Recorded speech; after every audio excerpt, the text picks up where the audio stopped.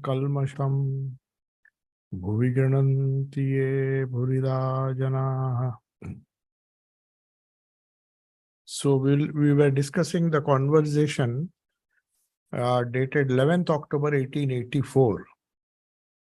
And Sri Ramakrishna had mentioned in the previous class, if you remember, that the Sikh devotees who had come from the Sikhs who were working in the ammunition factory in Dakshineshwar, they had come.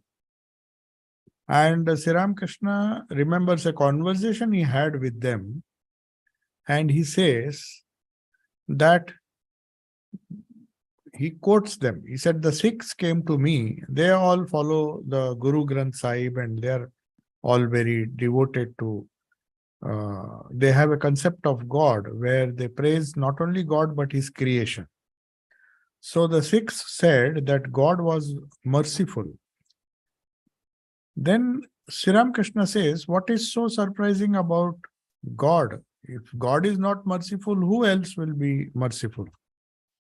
Then the Sikhs told him, why Maharaj, God has created us human beings, and see how He provides us with everything. He protects us from danger at every step. But Sri Ramakrishna immediately told them, how is He great just because He has created us, He is feeding us and rearing us? Then he gives an example. If you have a son, he's telling the Sikhs that if you have a son, will not the father and mother look after the son? What is so surprising about it? If you have a son and you say, see, I am looking after my son, how great I am. Will people from Vamanpada was a neighborhood. So will people from Vamanpada look after your children? So what is this? If God has created, then He will look after. There is nothing surprising about that. That is not the reason why one should worship God. What he meant was, if God is our own, then we should not be just praising Him. No children will go on praising their parents. Once or twice it is okay, but they will never say, day and night they will not praise. Whereas the Brahmos and the Sikhs and some other communities, they give a little more emphasis on God, they give more emphasis on God's creation than God Himself.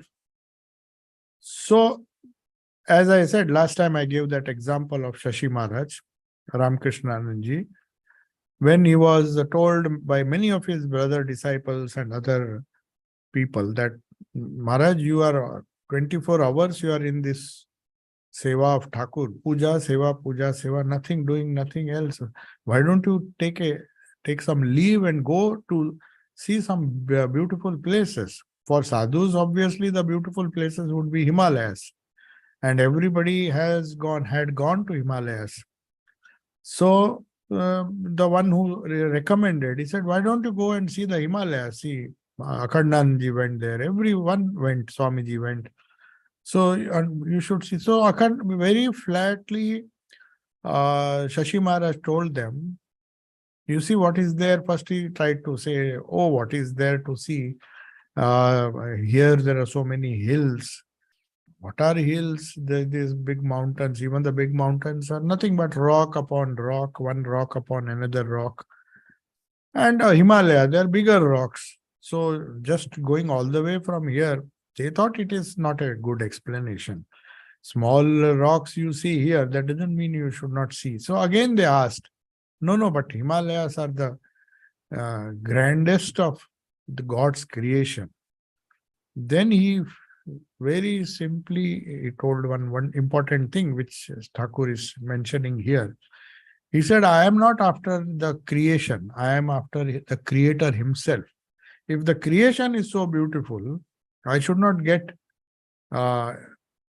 tempted by that and be satisfied by looking at His creation. I should go beyond and be friends with the Creator Himself.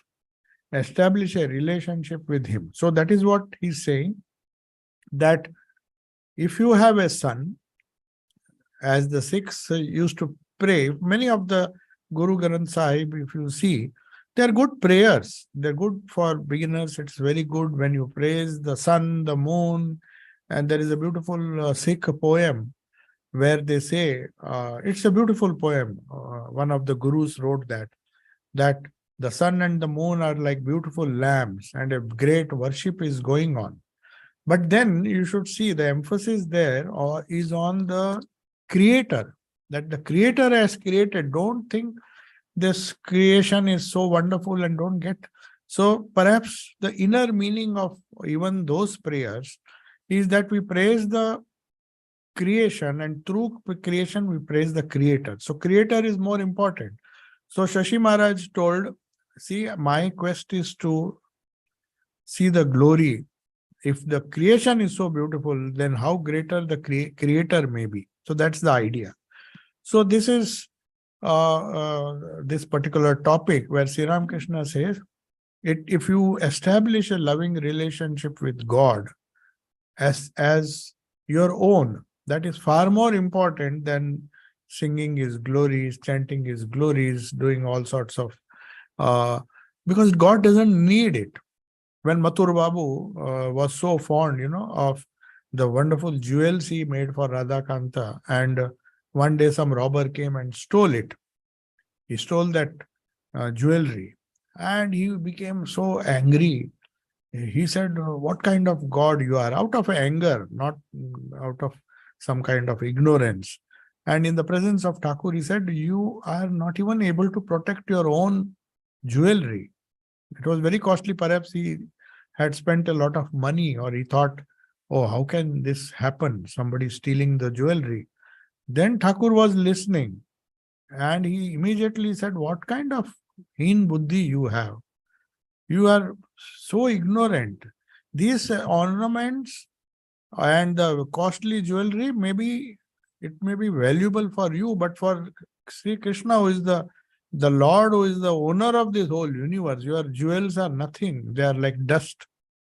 So then Mathur Babu understood that it's we that give importance to all the jewelry and all, because our expectation is only that.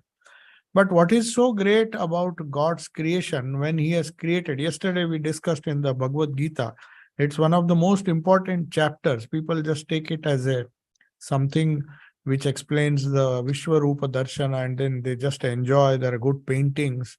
But the Vishwarup has so much of meaning. If you just see it's not the Vishwarup that is important. Arjuna is begging, asking Krishna for that Vishwarupa. But when he shows the Vishwarupa, he says, you are not, it is your spiritual duty to go beyond the cosmic form which I am showing to you. I am showing you just a glimpse of my form. And even that overwhelmed him. Especially when he saw the negative side, the destruction, the killing. He said, what kind of Rupa is there? So many universes being born. And then smilingly Krishna tells Arjuna, see, it is not the glory. This creation is not the glory. In fact, the creation is a lower aspect of Prakriti. The creation that we hold so dear, the whole creation of of God, which in this case, the Sikhs were praising that God has created human beings and provided us with so much of wealth and water and everything. He protects us. So no doubt it's a good sentiment in the beginning, because we are holding all these things so dear to us that we want God to protect it. But at a certain stage, Thakur is talking of a stage where these things are not important. It's not the creator. It's the creator that is important, not the creation. So that is why when we pray to Holy Mother, we don't pray to her as Prakriti. That would be degrading her evaluation. We call her Prakritim Paramam. Abhedanji, when he wrote, what did he mean by Parama Prakriti? She is not the Prakriti that we see. If she was this Prakriti, then this is, as Swami Vivekananda said, what kind of universe this God has created? I could have created a better universe, because when he lost his father, he lost so many things. Was almost about to lose his house. He said, I don't believe in your God. If I were God, I would have created a better universe. So that is, if you think God as just if you consider the role as a creator, then his role is very, very limited. So Parama Prakriti is what Holy Mother should be worshipped as. She is the source of Prakriti, not Prakriti herself. That mistake we should not make. Spirituality implies that you read spirit into matter, not reading matter into spirit. Then it becomes materialism. It is not spirituality. That is what Sri Ramakrishna is hinting here.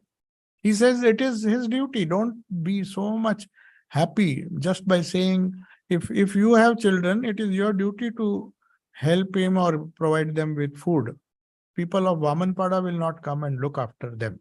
So that is nothing surprising. That's not an important role of God. Then the people who were there, the Brahmo people, they are asking another question. Sir, some people succeed spiritually in no time, while others do not. How do you explain that? Now, he is giving the explanation. So the subheading that Master Masha is given, a dispassion of Lala Babu. Lala Babu was a pride of Bengal. He was, his name, other name was Krishna Chandra Singh of Paik Pada. So he developed, the short story about him is that he developed tremendous vairagya when he was in his youth, this Krishna Chandra Singh. He had an estate which yielded 7 lakh of rupees annually. At the age of 30, this young man renounced all his possessions and went to live in Mathura. In his 40th year, when he reached the 40th year, he took the life of holy begging, means he took sannyas. And he died at the age of 42, just 2 years after that. Of course, in those days, they were married. So his wife, Rani Katyayani, I mean, they belonged to a very rich Zamindar family, was childless. His guru was Krishnadas Babaji, the famous Bengali book, the famous Sanskrit book Bhaktamala, which is a story of all the great saints of India, has been translated into Bengali. So his father was that famous author. So he's just, maybe he's discussing this. So the heading of this chapter or this subheading of this section is the dispassion of Lala Babu and Rani Bhavani. That Rani Bhavani was, I think, we'll come to that now. And Sattva Guna, which result from our samskaras. Samskaras are the tendencies that we inherit in our previous births. They are known as samskaras. So we were just mentioning how these samskaras can be known. They cannot be known. Only an avatara can know the samskaras of our previous births. We ourselves will not know. Even a ordinary guru or even a saint will not know. Only avatara can read and find out, as Thakur used to say, read, see things inside us like a object seen in a glass cupboard. So that is only possible for avataras. That is why they can destroy the samskaras within no time, because they know it. For us, it is a patient path by repetition of, by doing sadhana, by doing upasana, by repeating the mantra. One of the important functions of bija is to remove this unknown and unknown even to us, the samskaras. So samskaras, when they come to the sukshma level, then we know. Then we have the effect of samskaras. Then we feel, oh, my samskaras is full of depression, depressive samskaras or joyful samskaras, depending on what samskaras we are born in or what samskaras are manifesting. Many of them, as according to Patanjali, will remain stagnant. They will not come out at all unless they get the proper environment. Then all those samskaras will come up. So also with good samskaras, even a apparently ordinary man, suddenly he will make some progress. That is why the person is asking why some people are making sudden progress, others are struggling for years and years. So why they don't? So the answer is given by Thakur. So now, Sri Ramakrishna, as usual, will not give a direct answer. He will give beautiful parables. And these parables are more important than a philosophical explanation. Sri Ramakrishna is answering, one succeeds spiritually to a large extent as the result of the samskaras of a previous life. See, he could have said past life, in this life. No, it requires much more powerful samskaras to develop spirituality. So that is why they say it is by the grace of the Lord and the very good samskaras of previous so many lives, not just one life, that we enter into spiritual life and hold on to spiritual life. So these are the result of samskaras of previous lives. But people think that it takes place all of a sudden. Nothing happens all of a sudden. If there is a change in anybody's life, maybe he has worked for several lives. In fact, if you see Buddha Charit, they say Buddha had to sacrifice his life for 500 previous lives before he became a great Buddha. He did not become Buddha all of a sudden. His father was an ordinary king.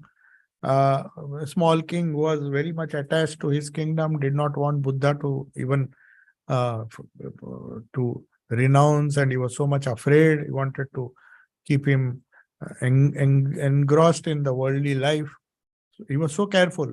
For such a person, if there were no samskaras according to Buddha's own life, that if these 500 lives, if he had not done so much of sadhana, so much of sacrifice, he would not have been born as Buddha.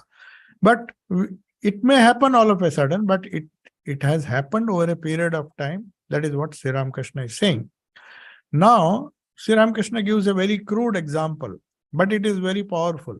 He says, somebody drank a bottle of wine in the morning and he began to stagger and behave like a madman.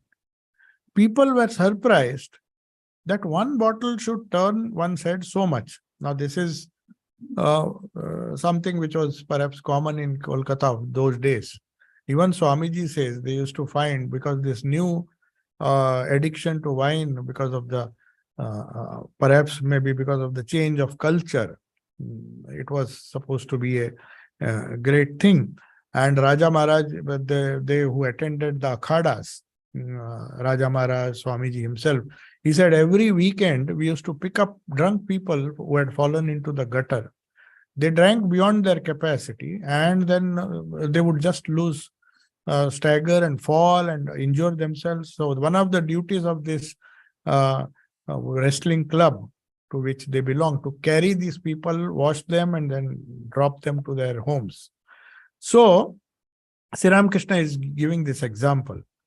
He said he just drank one bottle and now he is staggering and behaving like a madman. But people were surprised that one bottle should not cause this. He should not be drunk so much.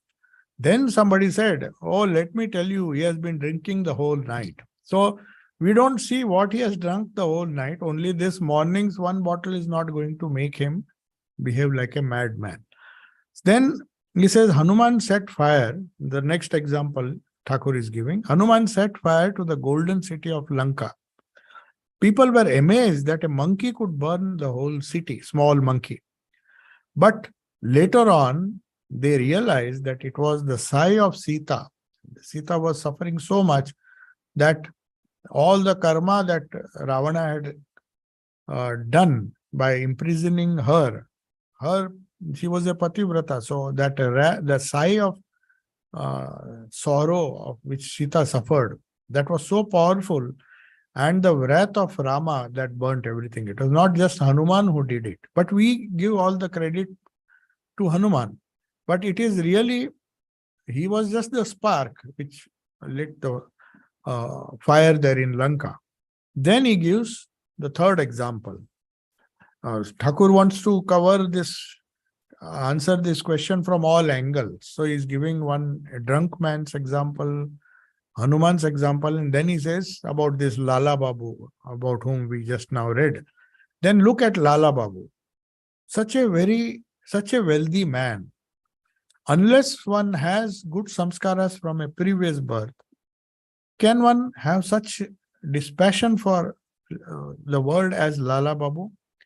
And Rani Bhavani, though a woman, she possessed such great spiritual knowledge and love of God. So then Sri Ramakrishna explains how it happens. This, after giving these examples, he says in one's last birth, one is, last means if somebody's birth is his last, That is what everyone aspires to, that this should be our last birth, if they really want mukti or moksha. So in one's last birth, what happens is, one is endowed with sattva guna, because of which the mind is attached to Bhagavan. Sattva guna is, as you know, there are three gunas. One is sattva, that qualities that lead you Godward. So in the Gita, that 14th chapter, you will find a classification of the three gunas which form part of Prakriti. So to escape the bondage of Prakriti, and become one with Parama Prakriti, and then ultimately with Brahman. Parama Prakriti is the avyakt, the unmanifest Prakriti, which is one with Shiva. Shiva and Shakti, Purusha and Prakriti. Before creation, they are one, they are joined together. So that is why we call it Parama Prakriti. So that attachment to Parama Prakriti is because of Sattva Guna. Sattva Guna being, there are three gunas, all three are binding. Sattva Guna binds, Raja Guna binds, Tamas also binds, but they bind in different ways. The bondage of Tamas is more, bondage of Rajas is slightly less, and bondage of Sattva, though it is a bondage, it will lead you to Bhagavan. It will create that attachment to the spiritual things that are spiritual. So one feels a deep longing for him, and the mind rejects worldly experiences. So then he gives another example of Krishnadas Pal. This is another example that how Rajas binds a person. Krishnadas Pal was a great person, obviously, came here. I saw that he had Rajas prominent in him. Swamiji spoke the same about Dayananda Saraswati. When he met him somewhere, I think Banaras or somewhere, he went to meet him. Any great person who has done something great in the world, Thakur used to go and meet him. But when he met Dayananda Saraswati, the first thing after he left, he told his disciples was that I saw his heart, his chest was totally looking red. You see, Thakur could see. Red represents Rajas, black represents Tamas, red represents Rajas, some desire for name and fame, to establish something great. All these desires, no doubt they are better than Tamas, but definitely not Sattvic. So he says, Krishnadas Pal, when he came, I saw, means he could immediately see the characteristic of that person. I saw that he had Rajas prominent in him. Since he was a Hindu, he took his shoes off outside. After a short conversation with him, I realized that there was not much substance in him. I asked him what he thought was a duty of man. Thakur used to test people. Like Bankim Chandra Chatterjee also, Bankim Chandra also, he asked, what is the duty of man? You know what he said. But here, since he was Rajasic, he asked him, what is, according to you, the duty of man?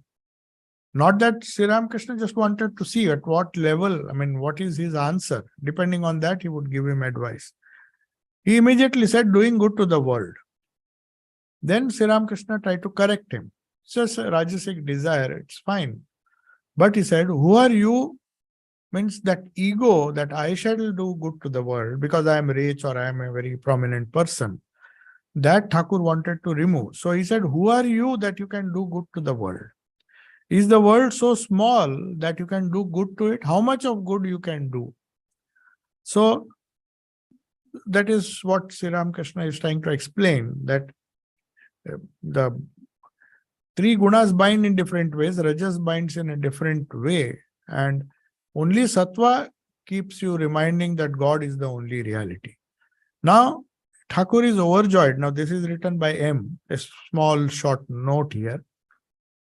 Thakur is overjoyed to see Narayan. Now, Narayan has come. He makes him sit beside him on a smaller cot and pats him affectionately. He gives him some sweets to eat and says lovingly, will you have some water?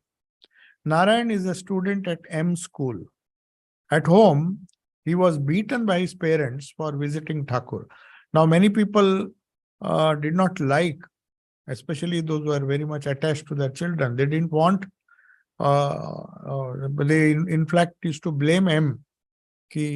the M is encouraging these young children or young students to go to Thakur, and they are getting their heads spoiled and they're renouncing the world and all those things. So he was beaten, not only scolded, but nicely beaten by his parents for visiting Thakur. So he has just come. Thakur definitely knew what was going on in his house. He feels very bad for him.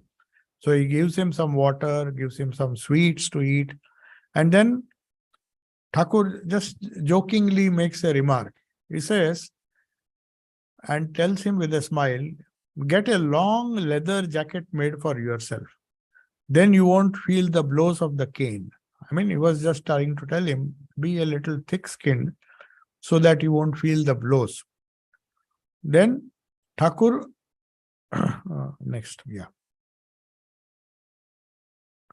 Now, this chapter is, the heading is Union of Purusha and Prakriti, who were Radha and who was Krishna, Adya Shakti. So the people who are present now are all scholars. Vedanta Vagish was a great scholar of Vedanta. Dayanand Saraswati, Colonel Olcott. They are not in the audience. These are the personalities about whom Thakur is going to discuss. Vedanta Vagish, Dayanand Saraswati, Colonel Olcott, who was the founder of Theosophy, one of the founders, Theosophical Society, Surendra, and Narayan. Narayan was referred to just now, who used to get beaten by his parents. Sri Ramakrishna is now pacing back and forth from inside his room to the southern veranda. Next, he goes to the western semicircular veranda to have a glimpse of the Ganga. So he's just walking. So the topic now, subheading now is, after giving this introduction, effect of good and bad environment on people. Images, trees, and young boys. That is the heading M has given. After a while, Thakur sits on the smaller cot. Smaller cot, there were two cots, one for sleeping where the mosquito curtain would be tied, another small cot where he used to sit, and people used to sit on the floor on a mat when he was talking. So he's sitting silently on the smaller cot. He's very silent. And time to time, he glances at the wall of the room where a number of pictures hang. To his right is the picture of goddess Saraswati or Veena Pani. That is another name, Veena Pani. Pani means hand, Veena, one who holds Veena in her hand. And close by, there is another picture of, near Saraswati, of Nitai and Gaur singing devotional songs with the devotees in a big group, the Kirtan. Vaishnava Kirtan they are singing. In front of Thakur, there are pictures of Dhruva, Prahlada, and an image of Mother Kali. So these were the pictures. I think they were there for a long time. I don't know whether they are still there or maybe they are still there. Dhruva, Prahlada, and an image of Mother Kali. On his right, on the wall, is image of Mother Rajarajeshwari, and on the back wall, there is a picture of Jesus raising the drowning Peter.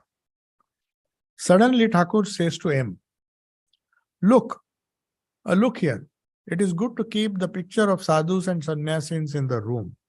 When you wake up in the morning, it is good to see the face of a sadhu or a sannyasin instead of other people. To have English pictures on the wall, pictures of rich men, a king, queen, prince, or a European couple strolling together, gives rise to feeling of rajas. So he is saying that even these small things, like hanging a photo, what kind of photos should be hung in the room, all those things impact the mood, impact whether you will become rajasic. They give rise to rajas, these other pictures.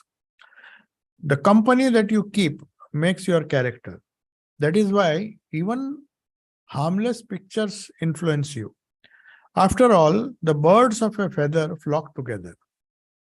A Paramahamsa keeps a few young boys with him. He allows boys of 5 or 6 years old to be near him because in a state of Paramahamsa, one likes the company of children because they are not subject to the 3 gunas of Sattva, Rajas or Tamas. They are just yet to acquire. Of course, there are samskaras in them which will ultimately decide whether they will become sattvic, rajasic, or tamasic, or what mixture. But he says when they are about 5 to 6 years old, that is the period when they are sattvic. They are not subject to the gunas. They are innocent. And then he says, when you see a tree, you are reminded of a hermitage where rishis practiced austerity. So there are this mental association. Pictures cause mental association. That is why in Japanese, they say one picture is equivalent to 1,000 words. What one picture can convey, even if you write 1,000 words, it cannot convey. So in Japan, there is there are certain types of books where there are no alphabets at all. Even an illiterate person, just by turning the book, it's full of illustrations. It's a very, very peculiar Japanese way of conveying ideas. So they have books which are full of illustrations, and each picture conveys an idea if one watches carefully. So the one doesn't have to read. So Sri Ramakrishna says this, that when you see a tree, you don't have to be given a talk on rishis. You have seen many times in olden days, rishis were living in Tapovan. Panchavati was also made for that. Whenever that idea of a big banyan tree, you think of Buddha or the great rishis who meditated. Normally, trees were used for meditation. First of all, it was airy, it was outside, it was peaceful, it was in the jungle. So that is how rishis. So that association, just by seeing a tree, you get an idea that if the mind is in the right frame of mind, then you get sattvic ideas. So a Brahmin from Sithi enters the room. He salutes Thakur. He has studied Vedanta in Kashi. Sri Ramakrishna, how do you do? It has been a long time since your last visit. The Pandit was smiling. Then Pandit smiles and tells him, this same Pandit from Sithi, household duties, sir, and you know well that it is so hard to find time. The Pandit sits down and talks to Thakur. Sri Ramakrishna, you were in Kashi for such a long time. Tell me what you saw there. Tell me something about Dayananda. Dayananda means Dayananda Saraswati, who died in 1883, just a year before this conversation took place. He was born in 1824, died in 1883. He was staying in Anand Bagh. The last years were spent there. In Anand Bagh in Kashi, in 1869, holding discussions. From 1872 December to March 1873, he stayed in Rabindranath Tagore's Pramod Garden House in Nainal Bagan in Calcutta. So perhaps that is the time when he saw. I'm not sure whether Thakur saw him. I think he saw him in Calcutta when he was staying from 1872 December to March 1873 in Tagore's garden. It was then Sri Ramakrishna, Keshav and Captain Vishwanath Upadhyay met him. Perhaps Captain also met Thakur during that time. When they came, Captain then became a great devotee of Thakur. So, tell me something about Dayananda. He's asking his opinion. The Pandit says, I did meet Dayananda, but you also met him. Then Sri Ramakrishna is telling about that meeting. I went to meet him in a garden on the other side of the Ganga. Keshav Sen was supposed to come that day. And he was very eager. Dayananda was very eager to meet Keshav Sen. It is like a chatak bird anxious for a drop of rainwater. So, because both were founders of big organizations, he started Arya Samaj, and Keshav Chandra Sen was the leader of Brahmo Samaj. So, they all were waiting for both these great people to meet. Keshav had wanted to come and meet him. He is a great scholar. He means Dayananda Saraswati. Now, one peculiar idea of Dayananda Saraswati was, maybe he was very fanatic about it, that he said all Indian regional languages should be banished. We should go back to Sanskrit, which is our mother tongue, or which is the mother of all languages. So he was very fanatic. So he always hated to speak, even though he knew Hindi, he knew Gujarati because he was born there, but he refused to speak. He would speak in Sanskrit, whether people understood or not. So he used to make fun of all languages, regional language. And because he was a Vedic scholar, he did not accept any incarnation. He did not accept any Puranas.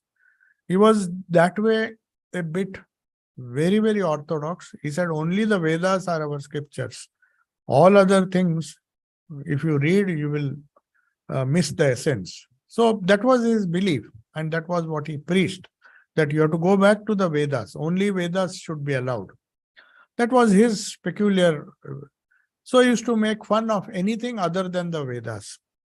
Then when he said Keshav Chandra Sen is coming, obviously he will not speak in English. That would be sacrilege. When he did not even speak in vernacular languages, there's no question. So he was worried what language will Keshav speak. Though he's a great person, then he made fun of the Bengali language. He said it is Gauranga Bhasha, the language of Gaur. We all know Arya Samajis, even today, they make fun of all these Bhakti saints. Anything that is not based on the Vedas, they think should be rejected. Arya Samajis are very fanatic about that. So he believes in gods. He says, at least Gauranga, he says the difference between Gauranga and Keshav is, Gauranga believed in gods, Keshav does not believe in God. Dayananda said, God has created so many things. Can he not create gods as well? Dayananda said. But he believed in the formless God too, because in the Vedas, they don't support any particular theory. So it would be wrong to say, though Dayananda did not like idol worship, Murti Puja, but at the same time, he believed in God with different forms. Because in Vedas, you see there is Agni, there is Vayu, there are different aspects of God. So he said, if he has created all these things, mountains and the whole galaxies, and why can't he create gods? So he has created gods also. But he believed in formless God too, because that is also mentioned in the Vedas. When Captain repeated the name of Rama, Dayananda said, oh, what is the difference between Rama and Sandesh? You could have said Sandesh, Sandesh. I mean, he used to make fun that repeating of some personal God's name will not lead. You have to understand Vedas. And he was upset with Captain. Why do you repeat Ram Nama? You can, if you will get the same result if you repeat Sandesh, Sandesh. So the Pandit then said, religious scholars, this is Sri Ramakrishna who narrated what happened in that meeting. But the Pandit says, religious scholars had long discussions with Dayananda in Kashi. At the end, all of them stood against him. Naturally, if you criticize everyone, you criticize Gauranga, you criticize Rama, those who repeat the Rama's name. So just because you support the Vedas, only the Vedas, and you think others are all not spiritual, then they will get angry. The discussion rose to such a pitch that he had to flee to save himself. Naturally, you can't criticize people and stay in their place. Kashi, at least you cannot. All of them shouted with one voice, despise what Dayananda said. So he was forced to retreat but fortunately, he had other places, especially in Punjab, where the Arya Samaj, though I think even in his home state, he was not, because people wanted to go to temples. Nobody would accept if you speak openly against even the Shivalinga Puja and all, he used to criticize. So naturally, everybody was upset. The only place I think where he got some kind of grounding was Punjab. That is why Arya Samaj became so famous in Punjab, not in his home state. So anyway, they all, in Kashi also, he was driven out and they all shouted in one voice. Then Sri Ramakrishna now speaks something about theosophy.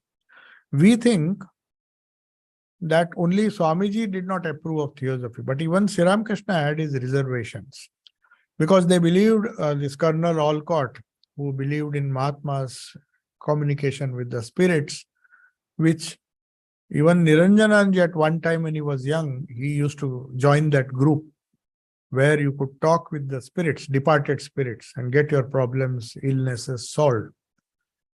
So the Pandit continued. Yes, I also met Colonel Olcott there. He also might have come to argue with Dayananda Saraswati. He says that each one is a great soul. I mean, he had his own idea in theosophy, so that's why they communicate with departed souls. So each soul is divine, so why can't we communicate with our ancestors? And that there exists the regions he believed. I mean, the theosophists believe there's this solar area, the moon, the plane of the moon, the plane of the sun, and the plane of the stars. So these fantastic ideas they had. And he also believed that the subtle body can go to these regions and communicate with the beings there. He talked about several other things. Then this Pandit is asking now, said, if he believes in all these things, what is your opinion about theosophy? Then Sri Ramakrishna said, I don't know about all these. Bhakti is the only thing needed. Love for the Lord. So now he is coming to the essence of spirituality.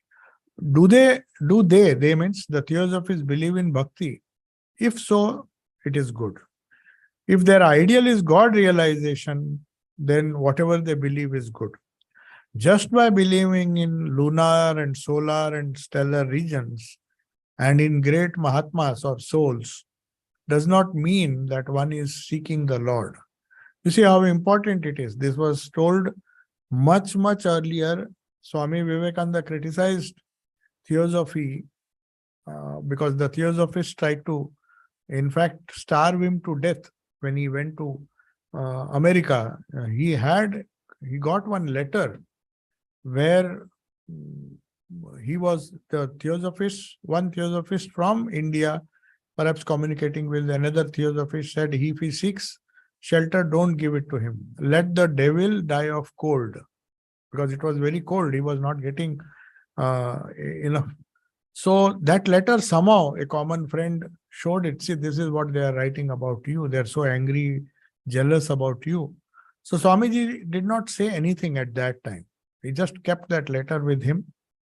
And when he came to India, when some of the theosophists tried to take some credit by saying that it is because of us Vivekananda became famous, some of that Justice Subramanya Iyer or somebody who was chairing the meeting in Chennai, he was a theosophist because Annie Besant was living there and she had a lot of Indian followers, those who believed in Colonel Olcott's theory. So they said, we paved the way for Swamiji's success in America. At that time, Swamiji knew that they are taking wrong credit for things they have not done. At that time, fortunately, that letter was in his pocket. So he rose up, and if you see, it is still there in Complete Works, Colombo to Almora. He immediately stood up and said, far from helping me there, this is what they wrote. So he would not have criticized them or he would not have exposed them. It is only because they wanted to take a credit, and then he said why Annie Besant, in fact, they say went to meet him. He said, see, because you are so famous, a few remarks by you will shatter our whole movement. Please don't do it.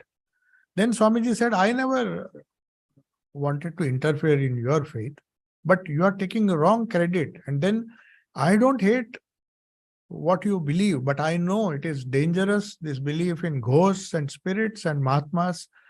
These are not good for Hinduism, and I don't want those to take roots in India. So he was worried more about people going astray by following this dangerous philosophy than the persons. Annie Besant was a very staunch supporter of Tilak and home rule. She was even fighting against the British for asking for freedom, some kind of home rule which should be given to Indians. That side was okay, but her belief, even Sturdy and all the disciples, they were theosophists when they came and became disciples of Swamiji. But Swamiji did not hate these people. Otherwise, he would not have even talked to them. But he hated that this philosophy, which passes for Hinduism, would actually destroy Hinduism, because this is not the essential of Hinduism. This goes. There are people in every religion who believe in witchcraft, in all these things. You cannot stop that. There will always be people who believe in all these things. But that is dangerous. So that's why Thakur himself said, it's whatever you believe, if you don't have, if the purpose is not achieving the Lord. Thakur was very unequivocal. He believed that if one is seeking Lord, then whether you worship image, whether you worship Mahatmas, it's okay. But what is your goal? If your goal is to solve some of your problems by contacting these departed spirits in the stellar regions, then it is wrong. But if your goal is, because Thakur said, even if it is a wrong path, if your goal is correct, if you want to reach God, then whichever path you take, like want to go to Puri, you know you have to go to Puri. You just start from your house. You go east, go west. You may make mistakes, but somebody will guide you and finally you will reach Puri. But if your goal itself is wrong, as these theosophists believed, that would be dangerous. So Thakur says, he didn't criticize them directly, but he said, if they believe that God realization is the goal, which is the only goal, then they are fine. Otherwise, if it doesn't bring bhakti in the sense attachment to the Lord, then one should practice spiritual disciplines to gain bhakti for his lotus feet. One must call for him with a longing heart. Then, saying that, immediately he bursts into a song. He says, he began a beautiful song of Ram Prasad, saying, how can you, O my mind, know God, groping as you are like a madman in a dark room? He can be grasped only through ecstatic love. It is impossible to grasp him otherwise. A great yogi communes with God from age to age to attain this ecstatic love. Even the goal of yoga may be different. Ultimately, he develops that intense love for God. As soon as the love arises in the heart, he draws the soul, he means the Lord, draws the soul as a magnet draws a piece of iron. So then he says, God is not to be found in any religious text, philosophy, or in Vedanta. You will not succeed unless you are restless for him. Then he continues that song. Neither through the Vedas, the Tantras, nor the 6 systems of philosophy can you know him. He is adroit in the bliss of divine love and dwells within the heart as everlasting joy. So finally he concludes, after hearing all the discussions about Dayanand, Saraswati and all, he says, the need is to have deep longing for God. Listen to this song. And then he sings that song, Can Everybody Have the Vision of Radha? That is a song which Vaishnavas sing. Now, so that's the conclusion of this particular section. But there is another subsection here, and the topic changes to, then why do avatars engage in sadhana to serve as why do they engage in sadhana? If they are perfected beings, do they have to do sadhana? Thakur says it is just to serve an example to mankind that God realization is possible only through sadhana, they do it. Then he says, he is continuing, sadhana or spiritual disciplines are absolutely essential. Can one see the Lord quickly without any effort? Somebody asked, Thakur is quoting him, why can't I have the vision of the Lord? The answer to this question came to my mind, to Thakur's mind. He said, if you want to catch a big fish, I said to him, you have to first make arrangements for it. First prepare the bait, take the rod and the line in your hand. At the smell of the bait, the fish will come. It will come up from deep waters. The movement of the water will show that a big fish is coming. So you have to be very careful and attentive. So that is the need which Thakur is saying, that to do sadhana, to focus the mind on the ishta or the goal, is like catching this big fish.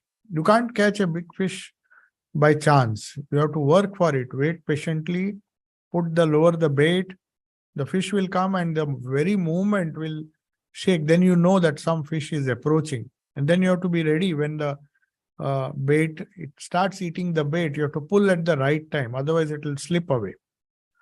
Then he gives another example. If you want to eat butter, how will it help you to go on repeating? There is butter in the milk. You will have to work hard churning the milk to get the butter. You can't have the vision of the Lord just by repeating that the Lord exists. You have to practice sadhana.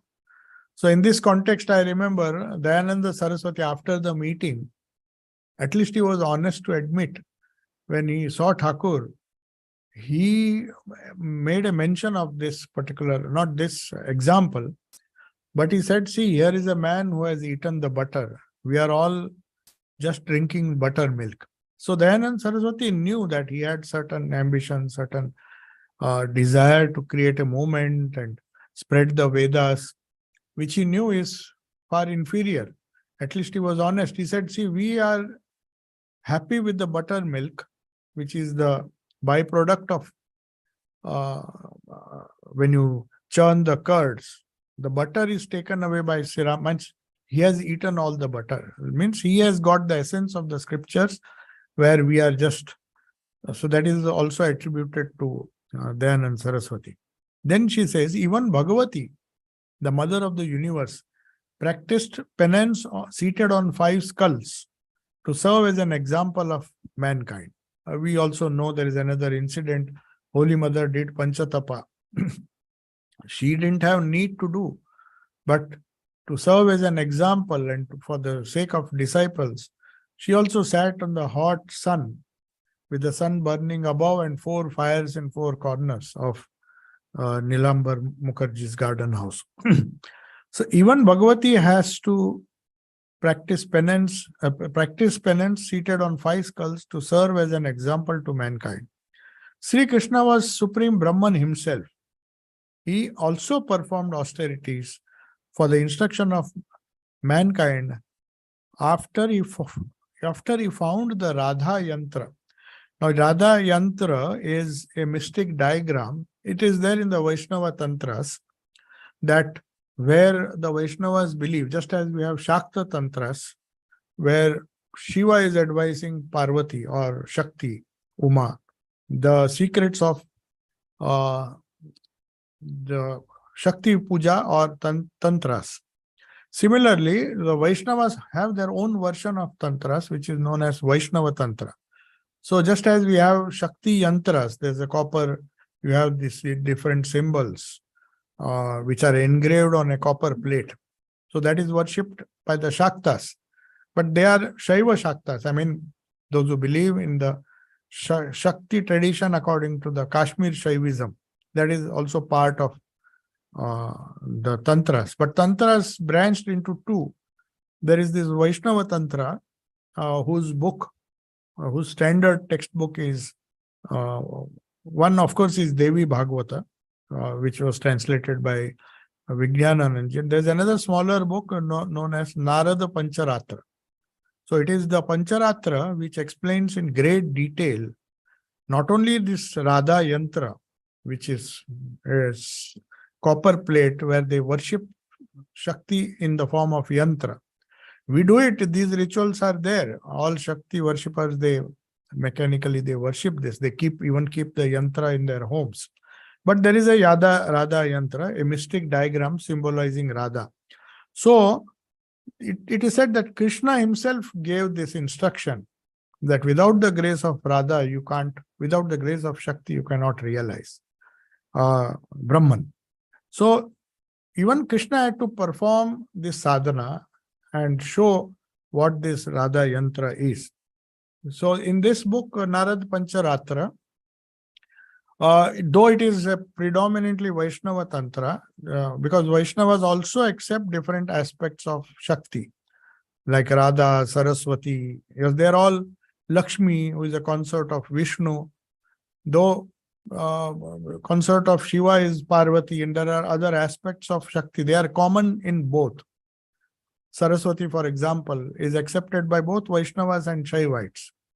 Saraswati, actually, they say, is connected with Brahma, the Shakti of Brahma. But anyway, whatever it is, these are different Shaktis are represented by certain Bij mantras, which explain the whole process of creation. That is what Sri Ramakrishna is explaining. Even Sri Krishna had to perform sadhana, perhaps using Radha Yantra, which is as good as using the Bij mantra, which is the sound symbol of the same yantra. And that Adi Shakti and Purusha and the Adi Shakti, Parama Prakriti, they are inseparable. This is a very important aspect of Tantras. That is why when Thakur mentions about this, he says, Radha indeed is the Adi Shakti, Parama Prakriti, and Purusha and Prakriti, Brahman and his power are inseparable. This is the heading. So Sri Krishna is Purusha, the male aspect of God, and Radha is Prakriti. She is the Chit Shakti. So how the pure consciousness became consciousness as we see in Prakriti. That is the whole mystery, and that is the whole process of sadhana according to Tantras. And that is why the Bij mantra in a mantra is so important, because it connects the formless aspect Om, Brahman, with your Ishta, who has taken up form. So to take up a form, to be part of Prakriti, but at the same time be united with Purusha, is possible only for avatars. It's possible only for Shaktis like Holy Mother. That is why we call her Parama Prakriti. If you say she is Prakriti, then it is degrading her. Prakriti is a degradation of the Parama Prakriti. So here Sri Ramakrishna says, Sri Krishna is the Purusha and Radha is Prakriti. She is the Chit Shakti, the power of divine consciousness, the primeval power. Radha is Prakriti and endowed with 3 gunas. She embodies the qualities of Sattva, Rajas and Tamas, of course, in her lower nature. It is like peeling an onion. See, this is a beautiful example. Thakur is giving such a simple example. First, the skin is dark red, then lighter red, and inside it is all white. So, he says, as you remove the layers, you end up with Brahman. These are different layers of Prakriti, different layers of, because of the 3 gunas. Then the Vaishnava scripture. Now, Thakur, see, though he has not read the books, he has heard this. And he also quotes from the Vaishnava scripture, that is Narada Pancharatra. He speaks of Prema Radha, Nitya Radha, Kama Radha. Chandravali was Kama Radha. Srimati, another name of Radha, was Prema Radha. Means even Shakti has different layers of existence. If it is gross, then that Shakti can make you worldly. If it is subtle, you are in between. You are Rajasic, you are not Tamasic. You have a little bit of spirituality, but a little bit more of worldliness. So, Kam Radha was Chandravali, according to the Vaishnava scriptures. Prem Radha was, that is Srimati, that is Radha. Radha is known as Srimati. And she is Prem Radha. And Nanda had the vision of Nitya Radha with Gopal in her lap. So, this Nanda means the foster father of, not actual father, the foster father of Krishna. So, he had that vision. Now, yes, so time finished. Okay. So then there is the whole discussion of how the Chit Shakti and the Brahman of Vedanta, this is only can be reconciled in Thakur's teachings. Otherwise, those who are strict Vaishnavas or strict followers of Shakti or Tantra, they will follow a different path. They will never combine or allow themselves to be associated in any way with Vedanta. But Thakur is the one who says this Chit Shakti, Parama Prakriti and Param Purusha or Purusha are one. They are identical, like water and its wetness. Suppose you say water, then it implies that it is wet. You can't say dry water. Water is always wet. So like that, you cannot separate Parama Prakriti from the Param Purusha. The moment you think of the wetness of water, you are reminded of water. You cannot think otherwise. So this is how he has reconciled, and it is a very long discussion. It is very surprising that Sri Ramakrishna is making it so simple. As I said, this Vaishnava Tantras, they It's a practically unknown text. Unfortunately, it is not easily available. But for at least for those who do sadhana according to the Ramakrishna tradition, to know the meaning of bija, there is a good Bengali translation where somebody has translated it, not literally, but based on this. But the English translation, though it is very, word to word translation, it's not a very explanatory translation. So you'll get all the bijas and their explanation as explained in the Narada Pancharatra of the Vaishnava. It is known as Vaishnava Tantras. So that was published by, there is a publisher in Allahabad. When Swami Vijnananand used to live there, he published 4 or 5 books. Another famous book is Devi Bhagavata. It's nothing to do with the Devi Mahatmya, which is Chandi, but this Devi Bhagavata is a Purana. Just as we have Bhagavata Purana, we have a Devi Bhagavat. It's a Bhagavat based on the Leela of Shakti in different aspects, how Shakti manifests on this earth. Of course, Chandi also, if you say it's a part of Markandeya Purana, there the different Shaktis are described. But in Devi Bhagavata, the philosophy behind Shakti Puja and also partly about the Tantras and the importance they give to the sound symbol of Shakti, that is Bija, is discussed. So we will continue in the next class. If there are some questions. Any questions? Was it Gujarati? Yeah, he was born in the place known as Tankara, near Morbi. His birth was there, but he never lived in Gujarat. No. Then Saraswati. But his main work was along the belt of the Ganga, because his guru was in the north of India. He left as a young boy. In Tankara, in some Shiva temple, all the offerings were eaten by rats. So that young boy got upset. He said, "What is this? How God cannot offering given to God? He cannot even save it. I mean, he's allowing rats to eat it." So he said, "I don't believe in." So he got a little upset, and then he at a very young age, his guru was Virajananda, not our Virajananda. Another Swami Virajananda who was blind. He was born blind, but he was a master of all the 4 Vedas. So he learnt under him. Somebody told him he doesn't believe in Murti Puja or idol worship. So his goal was to get a guru who will teach him the Vedas. To find out what Vedas, that's why he wrote some good books. Satyartha Prakash and many books he wrote. And he founded the Arya Samaj, where they don't believe in any kind of ritual worship. Only Vedas they accept. Havan, fire worship, that's what I'm saying.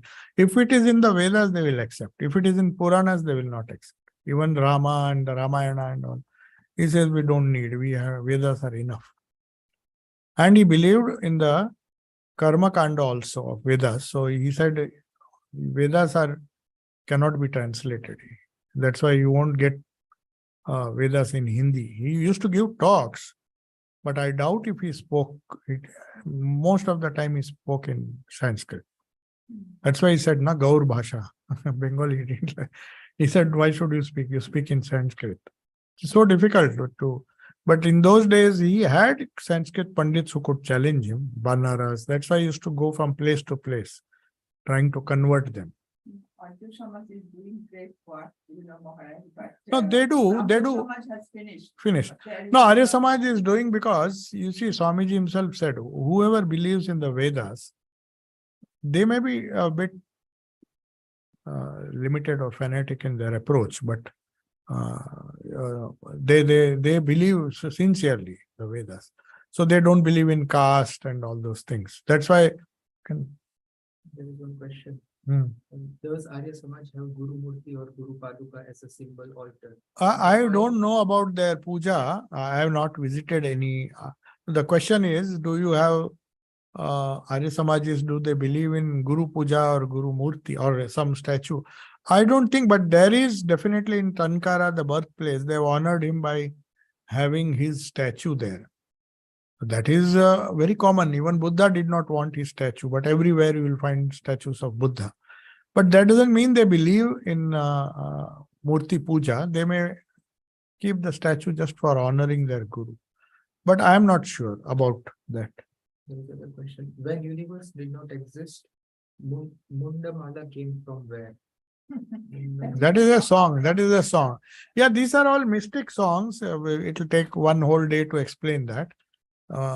Where did that is the expression of the poet. Poet. Somebody has asked a question, quoting a Bengali poem, that where were you when what is that? Mundamala? When universe did not exist. When the universe did not exist, where did the Mundamala come from? That is for that you have to do sadhana. So the bija is exactly the explanation of what question you are asking. So that is why Thakur has given, he said, don't bother yourself with philosophical ideas. Dive deep, then God alone will tell you. Repeat the mantra given by your guru. The bija has the explanation, how the creation came. Where did the Mundamala and all the malas come from? Everything is there.